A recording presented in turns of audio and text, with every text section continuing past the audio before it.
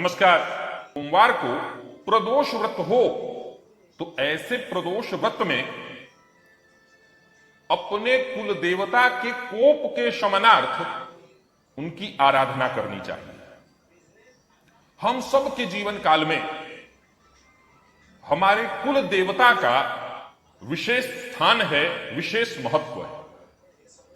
ज्यादातर लोगों के यहां किसी विशेष आयोजन में, होली, दिवाली इत्यादि, या घर में कोई शादी इत्यादि हो, विवाह हो, तो कुल देवता की विधिवत पूजा की जाती है। और नियमतः देखा जाए तो नित्य के पूजन में भी कुल देवता का ध्यान करना चाहिए, उनकी पूजा करनी चाहिए। ध्यान दीजिए, मैंने कहा कुल देवता के कोप के शमनार्थ। कुल देवता पूजन की बात नहीं कर रहा हूं मैं। कोप, कुल देवता अगर कुपित हो जाएं तो कुल की वृद्धि रुक जाए, वंश वृद्धि रुक जाए। जो भी घर में लोग हैं, कुल में हैं, उनका विकास रुक जाना चाहिए चहुओर।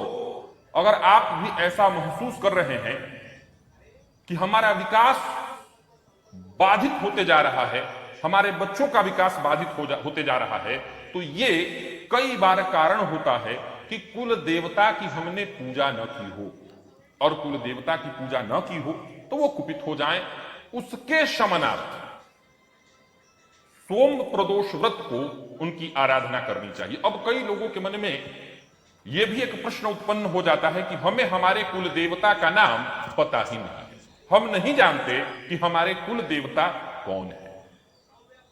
आज दिव्य महाप्रयोग में मैं आपको बताऊंगा कि अगर आपको नहीं पता कि आपके कुल देवता कौन है तो आपको किनकी पूजा करनी चाहिए, और जिनको पता है वो क्या करें वो भी बताऊंगा। साथ ही साथ वो दंपत्ति जो संतान प्राप्ति की इच्छा रखते हैं, उन्हें भोलेनाथ की व्रत और विधि पूर्वक आज प्रदोष काल में पूजा करनी चाहिए, उनकी आराधना करनी चाहिए। कुल देवता के कोप के शमनार्थ देवता की पूजा करनी होगी और विधि विधान से पूजा करनी होगी। देखिए, जिस तरह की परिस्थिति है इस समय, जिस तरह का परिवेश है, और ये मुहूर्त भी सदैव नहीं आता। याद रखिएगा कि वैशाख मास कृष्ण पक्ष प्रदोष को अगर सोमवार हो तो विशेष रूप से कुल देवता के कोप के शमन हेतु उनकी पूजा की जाती है। जो अब परिस्थिति नहीं है कि हर प्रकार की सुविधा हमारे पास उपलब्ध हो और पूजन सामग्री उपलब्ध हो। मैं सबसे पहले बताना चाहता हूं कि वो लोग जो ज्यादातर ये प्रश्न उत्पन्न करते हैं कि हमें हमारे पुरखों से भी नहीं पता चल पा रहा है कि हमारे कुल देवता कौन है, उन्हें क्या करना चाहिए। देखिए, अगर आपको नहीं पता कि आपके कुल देवता कौन है तो सबसे सरल उसका उपाय है, शिव परिवार या विशेषकर भोलेनाथ को ही कुल देवता के रूप में इनके परिवार को माना जाता है। अलग अलग जगहों पर अलग अलग लोगों के अलग कुल देवता होते हैं, लेकिन जिनको अपने कुल देवता का पता न हो वो या तो भोलेनाथ, लेकिन सबसे ज्यादा श्रेष्ठ कहा गया हनुमान जी को अपने कुल देवता को मानकर और उन्हीं को अपने कुल देवता के रूप में उनकी आराधना की जानी चाहिए, क्योंकि हर काल में ये उपस्थित थे और इस काल में भी हैं, अमर हैं। तो ये कुल देवता के रूप में है।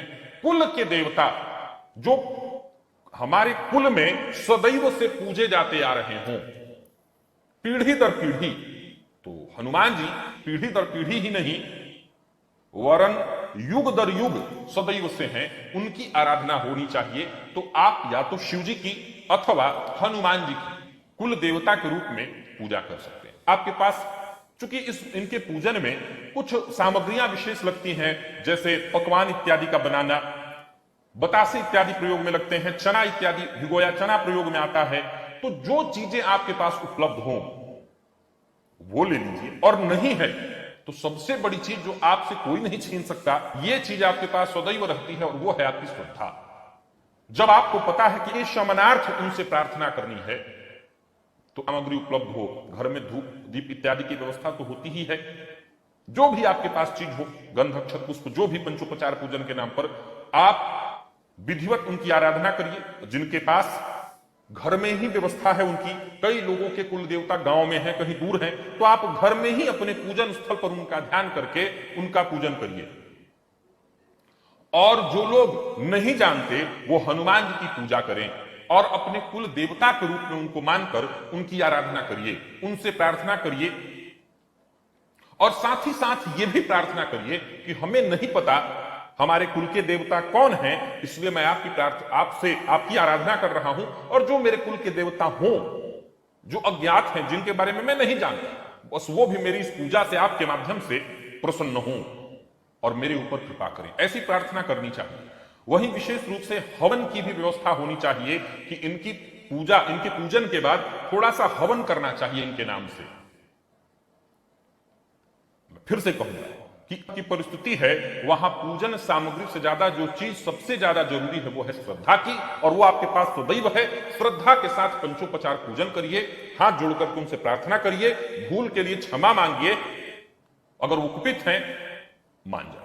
कुल देवता जब कृपा करते हैं तो कुल वंश की वृद्धि होती है, कुल का विकास होता है। कुल देवता की आराधना करने से हम सब कुछ पा सकते हैं, तो आप जरूर करिए कुल देवता की आराधना। अभी के लिए बस इतना ही, इजाजत दीजिए, पुनः मुलाकात होगी, तब तक के लिए नमस्कार।